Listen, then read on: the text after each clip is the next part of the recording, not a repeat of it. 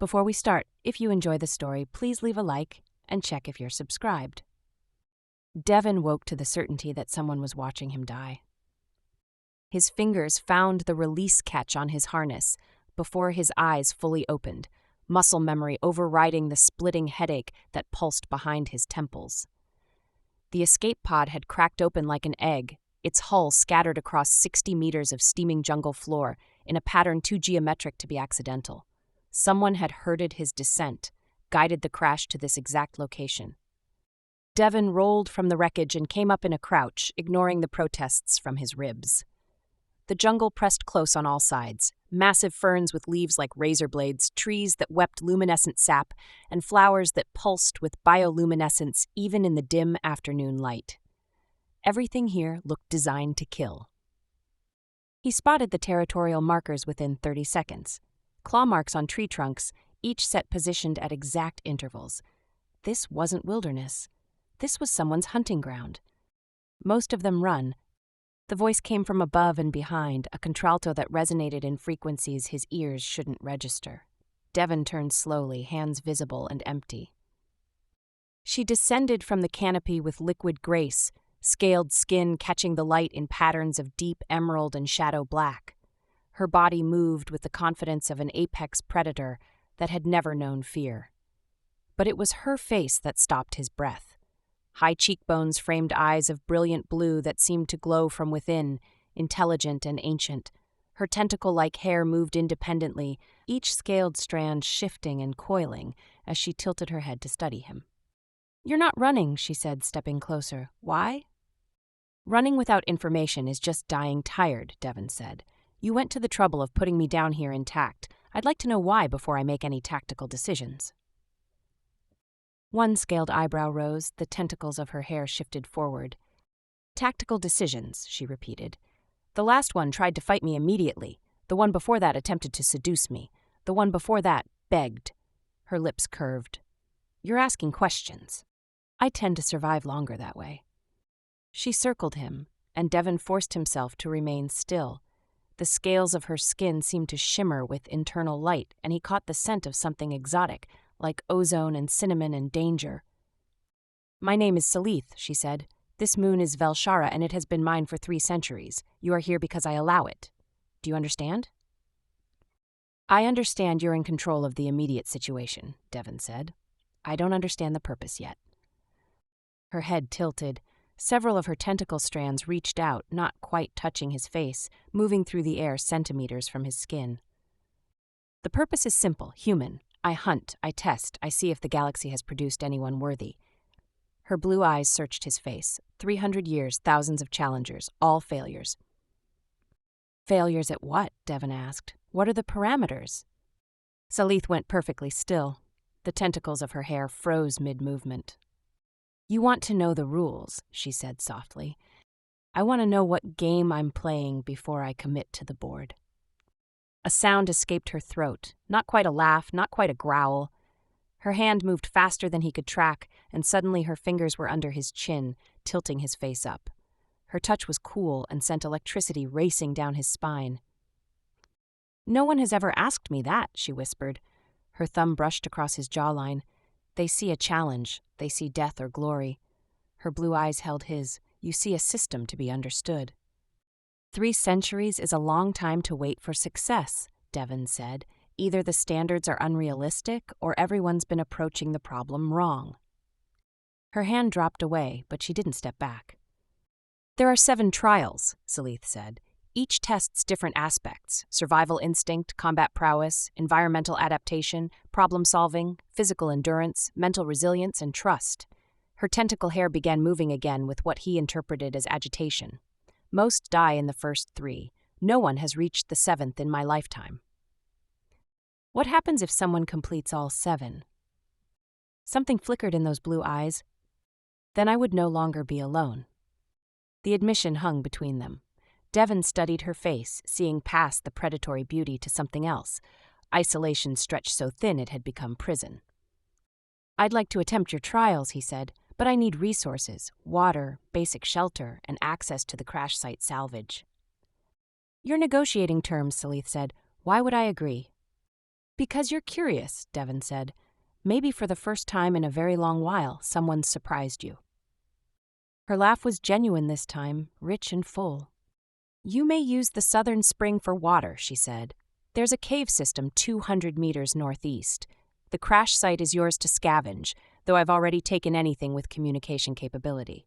She moved past him, her shoulder brushing his. The first trial begins at sunset. I suggest you prepare. What's being tested?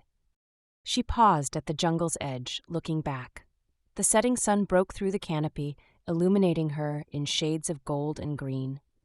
Your ability to survive the night, Salith said, and whether you're intelligent enough to realize that everything here, including me, is trying to kill you. She vanished into the foliage without a sound. Devon touched his jaw, thinking, 3 hours until sunset. He got to work gathering hull plating and salvage, locating the spring and cave system. By the time darkness fell, he'd positioned himself in the cave with basic shelter and a blade watching the entrance. The jungle transformed at night. Bioluminescent plants intensified, creating pools of eerie light. New sounds emerged, deep hooting calls and clicking that seemed to come from everywhere. Then her voice echoed through the darkness. They can smell fear, Devon Cross. They hunt in packs of 6, and they've killed champions from a dozen warrior races, but they've never encountered a human before. Use that. He listened to the jungle, building a mental map of movement. The clicking was echolocation, the hooting was coordination, pack tactics. The first creature appeared at the cave entrance, sinuous and massive, with eyes that reflected light in shades of amber. It tested the entrance, clicking rapidly. Devon waited until it entered, then triggered his chemical lighter behind it. The creature spun toward the false heat signature. Devon slipped past and ran, not blindly, but toward the territorial boundary he'd mapped. The pack followed, clicking intensifying. Devon crossed the boundary into different territory and climbed into the canopy. Below, the pack stopped at the border. They wouldn't cross. But something else was aware of him now, something massive moving through the trees. Devon worked laterally through the canopy, back towards Salith's central territory. He reached a branch overlooking a clearing where sophisticated ruins glowed softly. Salith stood below, looking up at him. Clever, she called. You used their territorial instincts against them. Devon dropped down before her, breathing hard. The night isn't over yet, he said. No, Salith agreed, stepping closer. Her tentacle hair moved toward him. She touched his chest, right over his racing heart. But you've passed, which is more than I expected. Her blue eyes met his. You asked for the rules, but what you've just proven is that you can change the game while playing it. Her hand pressed firmer. That is what I've been waiting 300 years to see. She stepped back. Rest, tomorrow we begin trial 2. She paused at her dwelling entrance. Devon, she said. No one has ever made me modify my own trials before. The pack wasn't supposed to drive you into Korath territory. She glanced back, smiling. You made me adapt. Do you understand how rare that is? Devon looked up at the alien stars and allowed himself a small smile. 300 years of warriors, all approaching this the same way. Maybe what she'd really been waiting for was someone who'd treat her trials as problems to solve. Dawn broke over Velshara in layers of violet and amber, and Devon woke to find Salith watching him from the cave entrance. She leaned against the stone with casual grace, her tentacle hair moving in slow patterns. The morning light caught the scales of her skin, making them gleam like polished jade. You sleep light, she observed.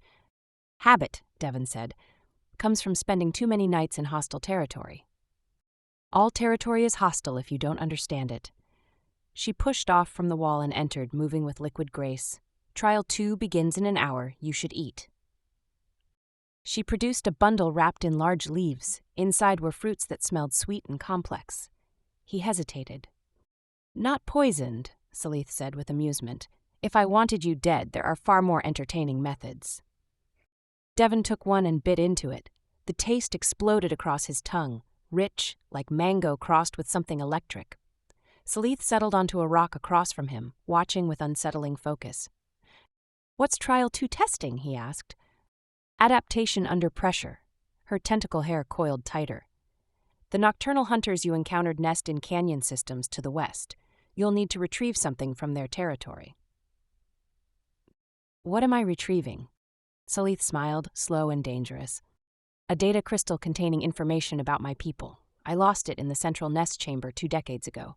She stood. The challenge requires 2 people, one to navigate, one to disable alarms.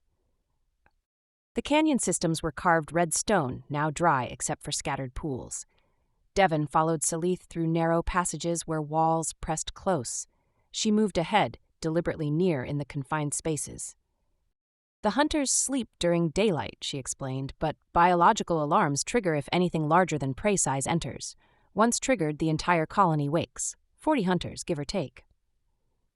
They emerged into a wider canyon where hundreds of cave openings dotted the rock face 30 meters up.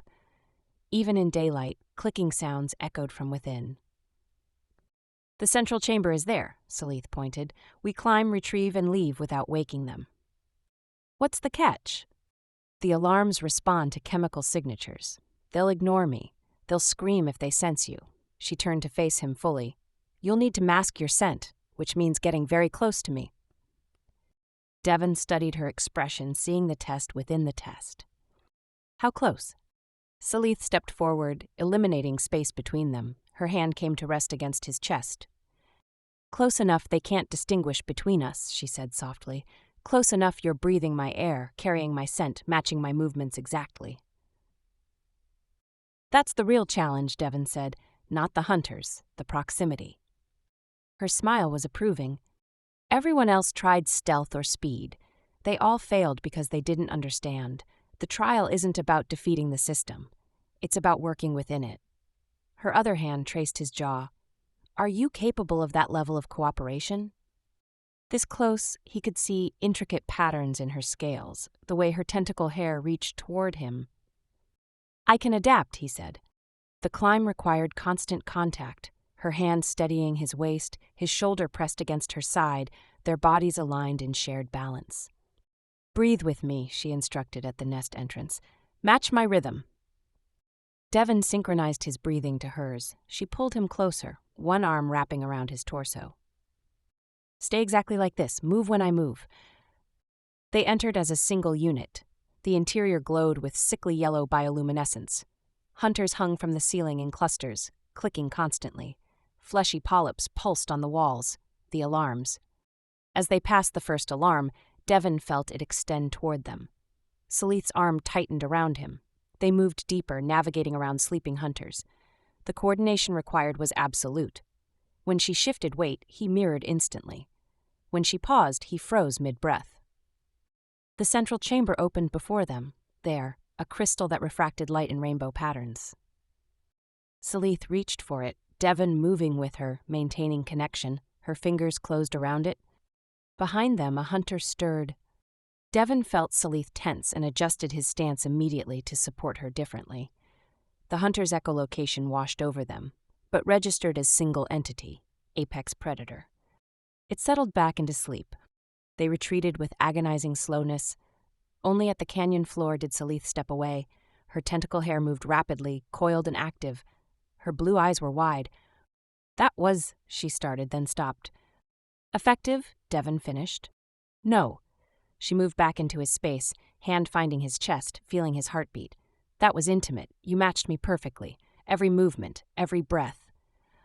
I understood you needed a partner, Devon said, not a competitor. Her expression shifted into something vulnerable. 300 years, she whispered, and no one has ever moved with me like that. They all fought the proximity. They saw weakness in cooperation. Her thumb traced circles over his heart. You saw necessity. Devon covered her hand with his, feeling cool scales against his palm.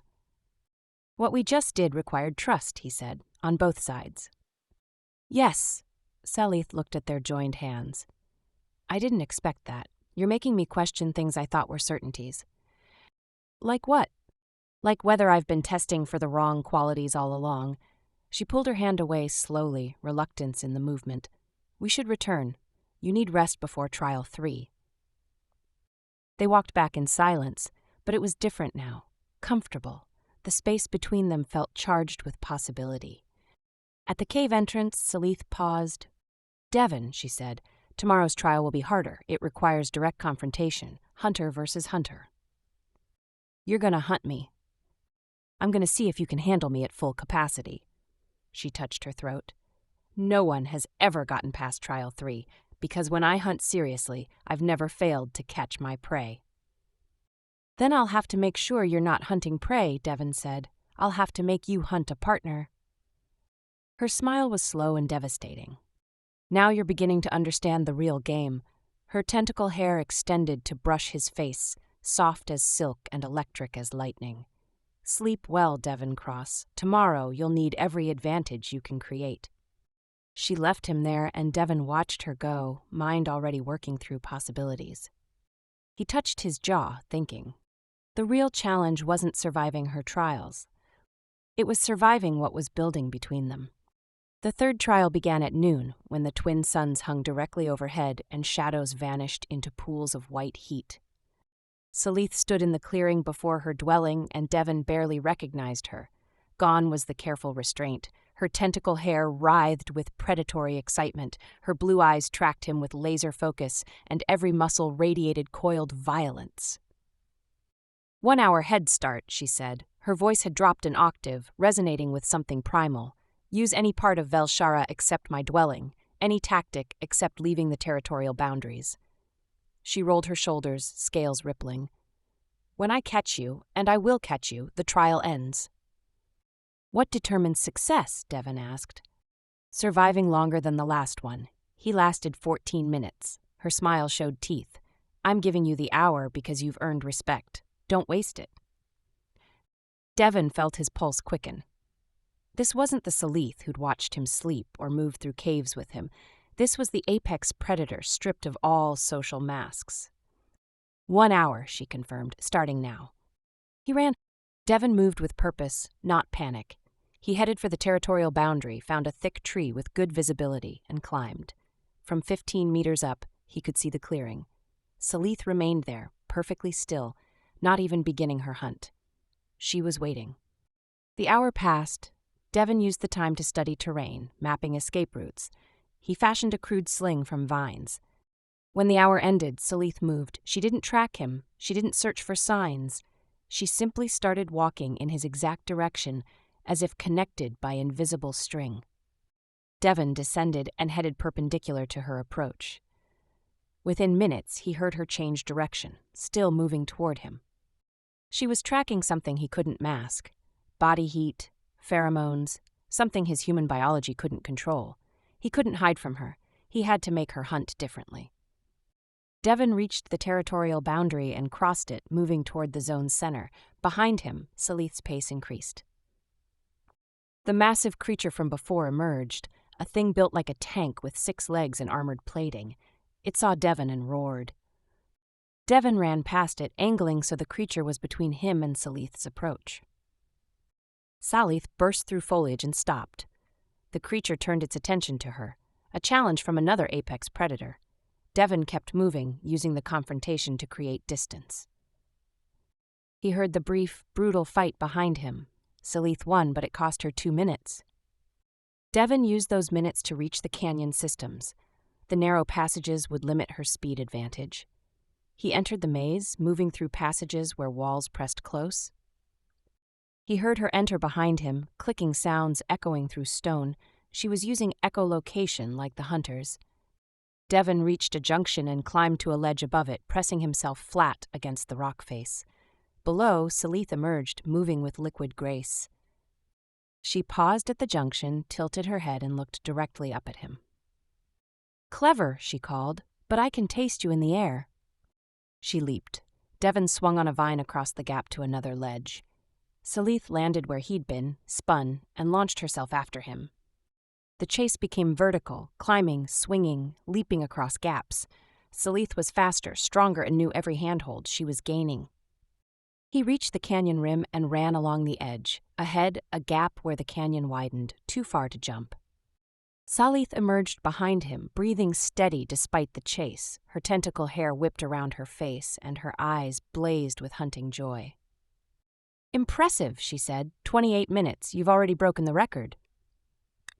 Devon measured the gap ahead, the drop below, and Salith closing distance. "But the hunt ends here," she continued, stalking forward. "There's nowhere left to run." Devon turned to face her. "You're right," he said, "so I'm not running anymore." He walked toward her instead of away. Salith stopped, confusion flashing across her face, her tentacle hair stilled. "What are you doing?" "Changing the parameters," Devon said, still approaching. "You said this trial tests whether I can handle you at full capacity, but handling doesn't mean escaping." He stopped an arm's length away. "It means understanding what you really want," Devon continued. "You don't want prey that runs forever. You want someone who can survive your intensity and still choose to engage." Salith's breathing had changed, faster now but not from exertion. "You can catch me right now," he said quietly. "You've proven you're the better hunter. But the real question isn't whether you can catch me, it's whether I'm brave enough to let you." He opened his arms. "So catch me, Salith." She moved, not with predatory violence, but something else. Her arms wrapped around him, pulling him against her scaled body. Her tentacle hair enveloped them both. She buried her face against his neck, trembling. "No one has ever stopped running," she whispered against his skin. "No one has ever turned toward me instead of away." Devon's arms came around her, holding her tightly. "Maybe that's what you've been waiting for," he said. "Not someone who can escape you, but someone who won't want to." She pulled back to look at his face. Her blue eyes were wide, vulnerable. "You passed," she said. "The trial was never about lasting longest. It was about understanding that I don't want to hunt alone anymore." Her hand cupped his face, thumb tracing his cheekbone. "I've been alone so long," Salith whispered, "pretending that what I needed was someone strong enough to survive me. But what I really needed was someone brave enough to want me anyway." Devon leaned his forehead against hers. "Then stop testing me," he said, "and start trusting me." She kissed him then, not gentle, not careful, but with all the intensity she'd shown hunting.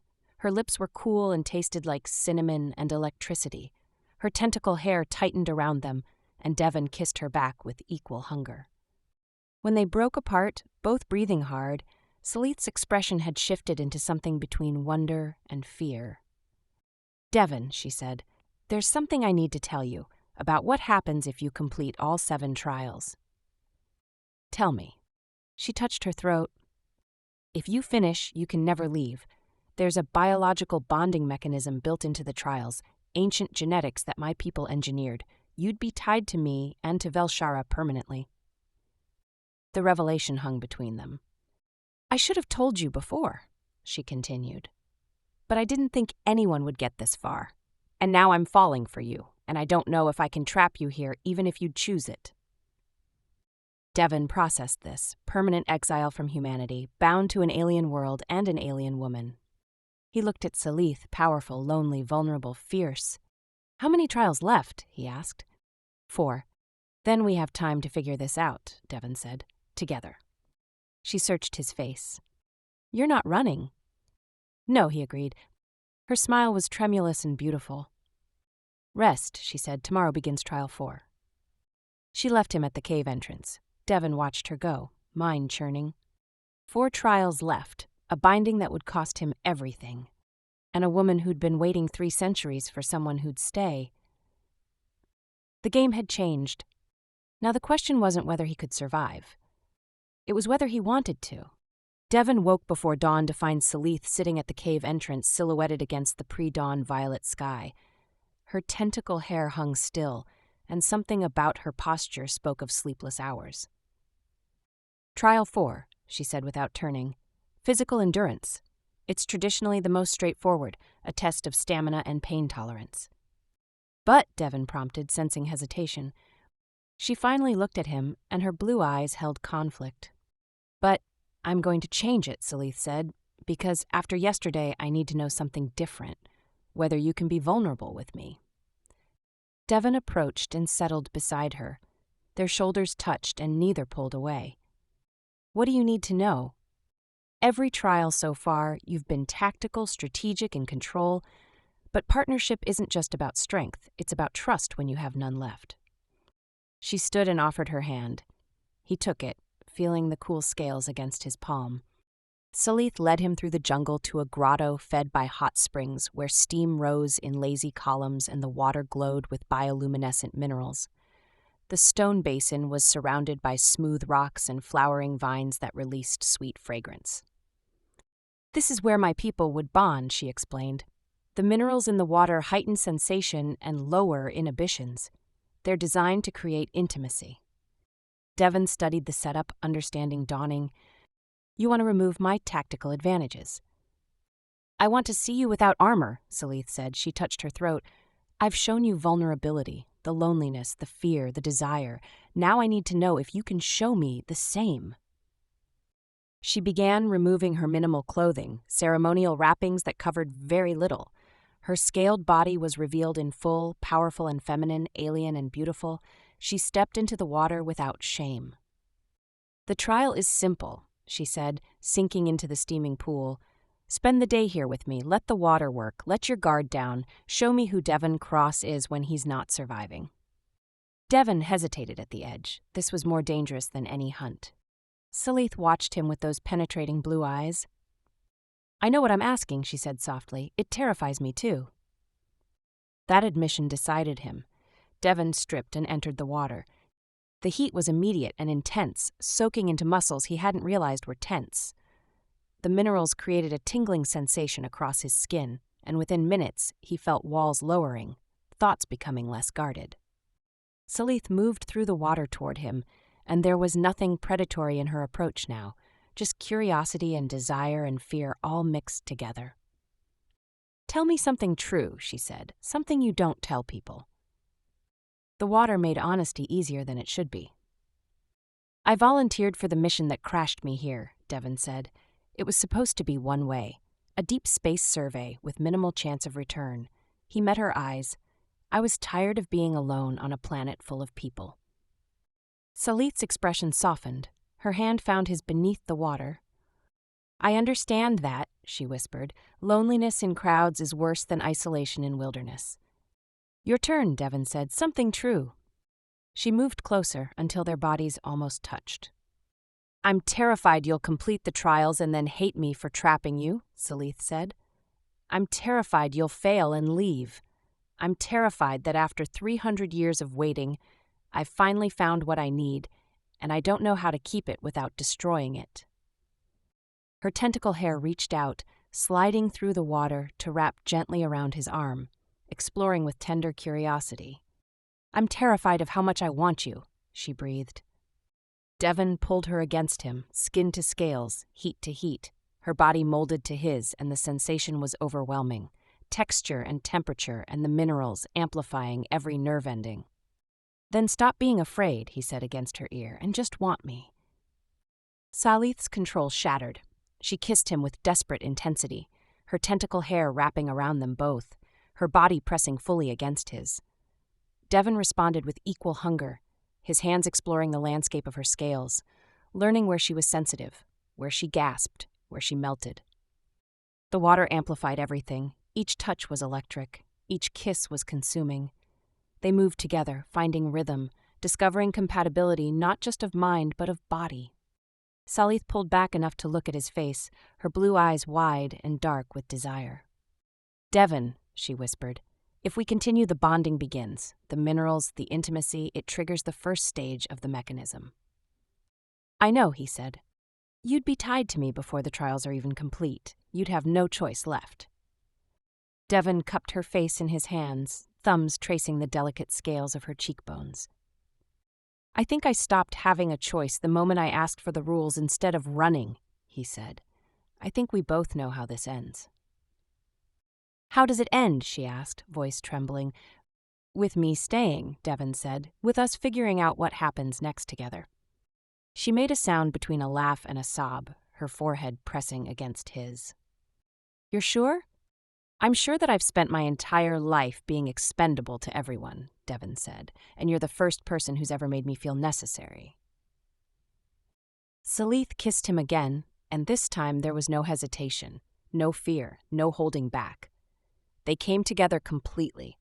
The the water glowing brighter around them as the minerals reacted to their bonding, and Devon felt something fundamental shift in his biology, a connection forming that went deeper than physical, tying him to her at a level he couldn't fully understand but didn't need to.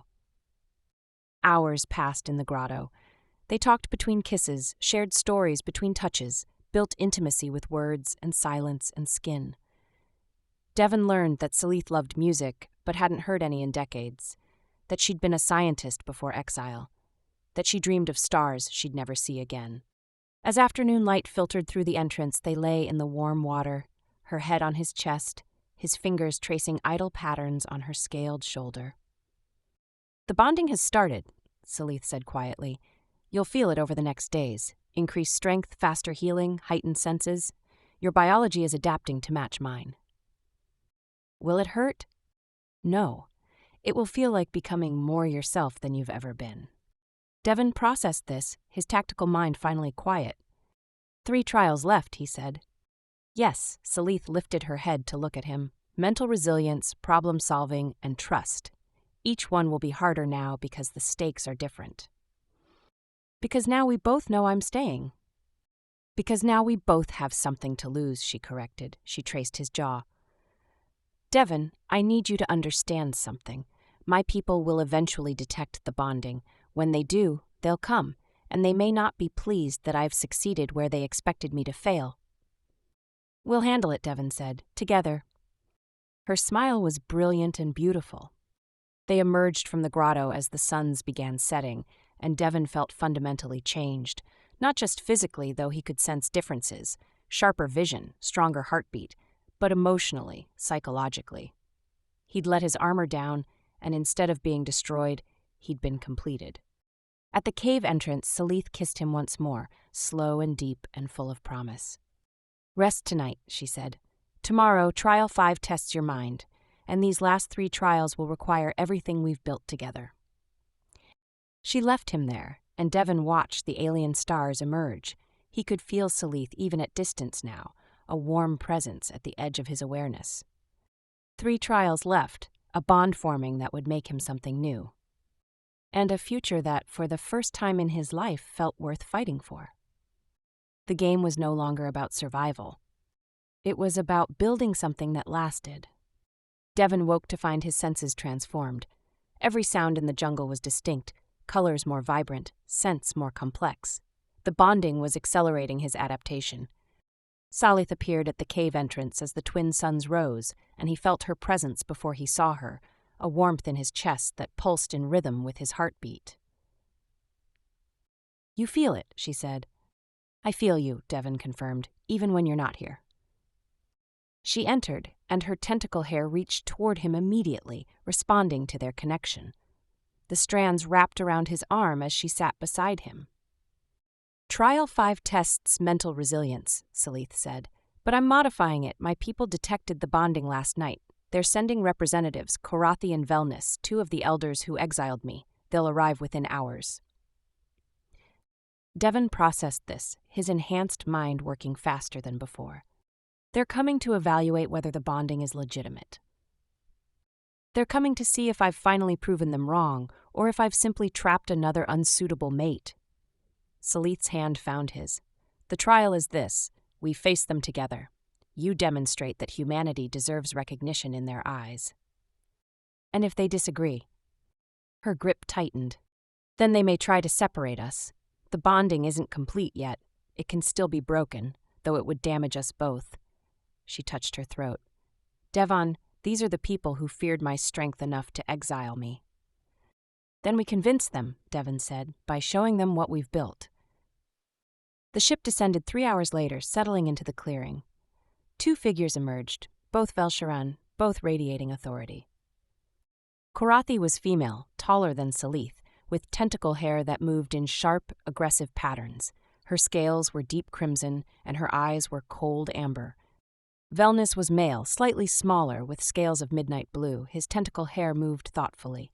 His eyes were cautious but kind. Salith stood beside Devon, her hand in his. "Korathi, Velnis," she greeted them formally. "You've initiated a bonding after 3 centuries of failure," Korathi said sharply. We must verify this is legitimate and not some desperate mistake." "Mistake," Salith repeated, anger pulsing through their connection. "Is that what you hope this is?" "We hope you've finally found what you claim to seek," Velnus said more gently, "but we must be certain." Karathi's amber eyes fixed on Devon. "Human, you've survived 5 trials. Explain how." Devon met her gaze without flinching. "By treating them as problems to solve rather than obstacles to overcome," he said. "By understanding that Salith wasn't looking for someone to defeat her challenges, but someone to engage with them differently." "What makes your species suddenly suitable?" Karathi challenged. "Adaptability," Devon said. "Humans don't have natural advantages most species possess. We're not the strongest or fastest. What we have is the ability to change our approach, to innovate under pressure, to turn disadvantages into strategies." "And you believe this makes you worthy of bonding with one of our finest?" "I believe it makes me worthy of bonding with Salith specifically," Devon corrected, "because she doesn't need someone who matches her strengths. She needs someone who complements them." Velnus tilted his head, interested. "Explain." "Salith is brilliant, powerful, and has been alone because your people feared those qualities," Devon said. "You exiled her for being too aggressive. But what you saw as flaws, I see as assets. She doesn't need someone to control her. She needs a partner who can keep pace." "And you can?" Karathi challenged. "I'm still here," Devon said simply. 300 years of warriors and champions, and I'm the one standing beside her by choice." Karathi turned to Salith. "Is this true? He chose the bonding knowing the cost?" "Yes," Salith said. "I told him about the permanent binding. He chose it anyway." "Why?" Velnus asked Devon directly. Devon looked at Salith, seeing the vulnerability in her blue eyes. "Because I've spent my life being expendable," he said, "sent on missions no one expected me to return from. Salith is the first being in the galaxy who's ever made me feel necessary rather than convenient." Silence fell. Karathi's expression remained hard, but Velnus's had softened. "The bonding is incomplete," Karathi said finally. 2 trials remain. We will observe them before making our determination." "You don't get to judge whether my choice is valid," Salith said, her voice carrying an edge. "You lost that right when you exiled me." "We have every right to ensure this bonding doesn't damage our species further," Karathi snapped. The confrontation escalated. Devon stepped forward, positioning himself between them. "Stop," he said quietly. "You want proof this works? Then watch us complete the final trials, not as judge and condemned, but as witnesses to something your species couldn't achieve alone. Genuine partnership across difference." He turned to Salith. "Show them trial 6. Salith held his gaze, and her anger transformed into trust through their bond. "Trial 6 tests problem-solving and creativity," she said to the elders. "Come, bear witness." She led them to ancient ruins covered in technological interfaces that glowed with power. At the center was a puzzle, a 3-dimensional array of interlocking pieces that shifted and changed. "This is the archive lock," Salith explained. "It contains our species' ancestral knowledge. The trial requires 2 minds working in perfect synchronization. No one has succeeded because it requires both my species' pattern recognition and something else, a different cognitive approach." "You believe the human can provide this?" Velnus asked. "I know he can," Salith said. "Devon, are you ready?" They worked together, Salith manipulating pieces according to Velsharan logic, while Devon identified where human cognitive approaches could connect them differently. Their bond hummed with shared focus, thoughts flowing between them. The puzzle shifted, pieces locking into place with musical tones. Light cascaded through the structure. The archive opened. Karathi and Velnus stared in shock. 3,000 years, Velnus whispered. "No one has opened this in 3,000 years." "This is what partnership means," Salith said to the elders. "Not dominance, not submission, synthesis." Karathi's expression had finally cracked. "One trial remains," she said quietly. "Trust. If you complete it, we cannot deny the bonding's legitimacy." The final trial was simple in concept. Salith and Devon stood on opposite sides of a chasm, with the elders watching. Between them stretched a bridge of energy, unstable and shifting. The trust trial, Salith called across the gap, We must cross simultaneously. If either hesitates, if either doubts, the bridge fails and we both fall. What holds it stable? Devon asked. Our bond, she said, our absolute certainty in each other. They stepped onto the bridge together. The energy beneath their feet pulsed with their shared heartbeat, solid where their trust was strong. Devon focused on what he felt through their connection, Salith's presence, warm and constant. He walked forward, and she mirrored him, step for step. Halfway across, the bridge wavered. Devon felt Salith's fear spike, not fear of falling, but fear of losing him. I'm here, he said aloud. I'm not going anywhere. The bridge solidified. They met in the center, and the energy beneath them blazed brilliant blue. 7 trials completed, Wellness announced. The bonding is legitimate. They crossed to solid ground together, and Salith pulled him into an embrace, her tentacle hair wrapping around them both. You stayed, she whispered against his neck. I told you I would, Devon said. Karathi approached them, her expression transformed. I was wrong about you, Salith, she said quietly. You've proven that strength doesn't have to mean isolation. What happens now? Salith asked. Now we inform our people that the trials succeeded, Wellness said, that humanity has given us something we lost, the ability to bond beyond ourselves. As the elders returned to their ship, Devon and Salith stood together watching the alien stars emerge above Velshara. No more trials, she said. No more tests, he agreed. She kissed him, deep and claiming and perfect. Just us, Salith whispered, building something new. Devon smiled against her lips. Together. The bond between them pulsed with complete certainty, and Devon knew he'd found what he'd been searching for all along. Not survival, but home.